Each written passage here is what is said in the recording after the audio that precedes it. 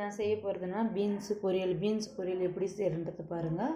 நான் வந்து 1/2 kilo beans எடுத்துருக்கிறேன், 2 கொத்து கறிவேப்பிலை எடுத்துருக்கிறேன், 10 காஞ்ச மிளகா எடுத்துக்கிறேன், 50 கிராம் ஜீரகம் எடுத்துருக்கிறேன், 2 வெங்காயம் கட் பண்ணி வச்சுக்கிறேன், உடச்ச கடலை வந்து 100 கிராம் எடுத்துருக்கிறேன். இப்போ வந்து நான் எப்படி செய்கிறேன்றதை நான் உங்களுக்கு காமிக்கிறேன் பாருங்கள். இந்தமாரி நீங்கள் செய்யுங்க. பானில் வச்சுருக்கிறேன். நான் வந்து ஒரு 50 கிராம் எண்ணெய் ஊற்றுறேன். ஜாஸ்தி எண்ணெய் இதுக்கு தேவைப்படாது. அடுத்தது வந்து கடுகு வந்து 1 ஸ்பூன் கடுகு போடுறேன். டீஸ்பூனில் 1 ஸ்பூன் கடுகு போட்டாயிடுச்சு.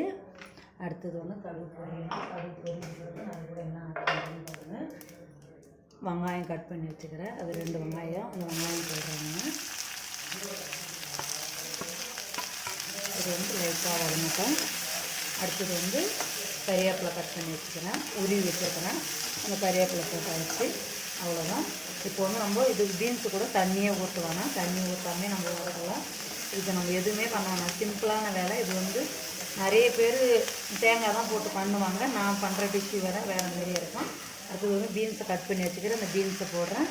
இதுக்கு வந்து நம்ம ரெண்டு நிமிஷம் இப்படி மிக்ஸ் பண்ணி விட்டுட்டு நல்லா இதுக்கு தேவையான அளவுக்கு சால்ட்டு போடலாம். நான் வந்து 1/2 ஸ்பூன் சால்ட்டு போடுறேன். அவ்வளோதான் முடிஞ்சது.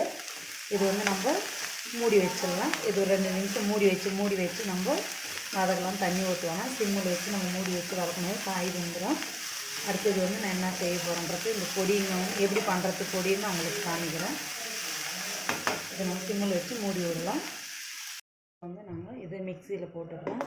இது 100 கிராம் கடலை, உடச்ச கடலை, 50 கிராம் ஜீரகம், 10 காஞ்ச மிளகா. இதை வந்து நம்ம மிக்சியில் போட்டு நல்லா பொடி பண்ணிக்கலாம்.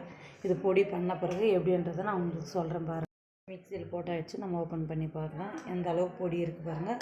இந்த அளவுக்கு பொடி பண்ணால் தான் நல்லா இருக்கும். நம்மளுக்கு நல்லா டேஸ்ட்டு கொடுக்கும், நல்லாயிருக்கும் சாப்பிட்றதுக்கும்.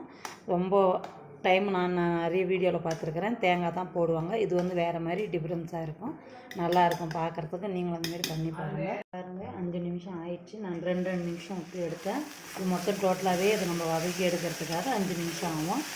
5 நிமிஷம் ஆயிடுச்சு. இந்த அளவுக்கு வதங்கி வச்சு பாருங்கள். பார்க்குறதுக்கு எடுத்து வச்சு பாருங்கள். நல்லா இருக்கும், டேஸ்ட்டாக இருக்கும். இப்போ வந்து நம்ம பொடி மிக்ஸ் பண்ணி வச்சுருக்குறோம். அந்த பொடியை போடலாம். அப்படின்னா நம்மளுக்கு வந்து எவ்வளோ தேவைன்றது அளவுக்கு போட்டுக்கலாம். அப்படி ஜாஸ்தியாக இருந்தால் எடுத்து வச்சுக்கோங்க. எடுத்து வெளியே வைக்கலாம். நம்ம ஃப்ரிட்ஜில் வைக்க வேண்டியதில்லை, வெளியே வைக்கலாம். அது ஒரு வாரம் 10 நாள் இருந்தால் கூட கெடாது. நல்லாயிருக்கும் பொடி வந்து. இந்த பொடி வந்து எதுக்குமே யூஸ் பண்ணலான்றதுனா பொரியலுக்கு மட்டும்தான் பண்ணணும். சாம்பாருக்குலாம் பண்ணக்கூடாது. இந்த அளவுக்கு பண்ணணும். அவ்வளோதான், முடிஞ்சுது. இது வந்து நம்ம ஒரே ஒரு 2 நிமிஷம் இதை மூடி வச்சு எடுத்தால் நல்லாயிருக்கும். செம்மையாக இருக்கும். சாப்பிட்றதுக்கு டேஸ்ட்டாகவும் இருக்கும். நம்ம 2 நிமிஷம் விட்டு பார்க்கலாம் அது எப்படி இருக்குதுன்னான்றதால. 2 நிமிஷம் ஆயிடுச்சு. நம்ம ஓப்பன் பண்ணி பார்க்கலாம். வாவ், வெரி நைஸ், சூப்பராக இருக்குது. இதை பார்க்க எப்படி தெரியுது உங்களுக்கு? தெரியுதா? பீன்ஸ் பொரியல் மாரி தெரியல, வேறு மாரி மாற்றமாக தெரியுதில்ல? இப்படி தான் செய்யணும். நல்லாயிருக்கும், சாப்பிட்றதுக்கும் டேஸ்ட்டாக இருக்கும். இது ஒரு மாதிரி டிஃப்ரென்ஸாக இருக்கும். இது வந்து என்ன எப்படின்றதுன்னா ஆந்திரா ஸ்டைலில் இப்படி தான் பண்ணுவாங்க. ஆந்திரா ஸ்டைல் இது. நீங்களும் பண்ணி பாருங்கள். உங்களுக்கும் பிடிச்சிருக்கும். பண்ணி சாப்பிடுங்க. Bye bye.